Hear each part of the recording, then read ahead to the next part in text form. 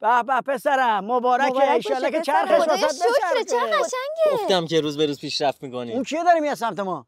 رشیده. خاک تو سرم رشیده. بجنبید صحنه سازی کنید. بابا عصا مامان برگ آزمایش فکر. ببین قند داری، چربی داری، همه مریضی‌ها رو داری. خودتون رو بندازید چراغ 200 فکر کنم اون 200 چیشه. به به خانواده حسینی. خوش اومدی رشید جان. عجب یه سری به فقیر فقرا زدی آقا رشید. خیلی خانواده زشت و بدبختی هستیم آقا رشید. کل مریضیان من بدبخت دارن. مامان خاله اینا 207 خریدن. کامی بابا چی میگی؟ چرا گفتی؟ رشید نباید بفهمی. اوه قبلا 206 داشتی الان 207 خریدی؟ شرایط بحرانی شد. عملیات لازم. واسه چشم این چند کیلو اسفند لازمه.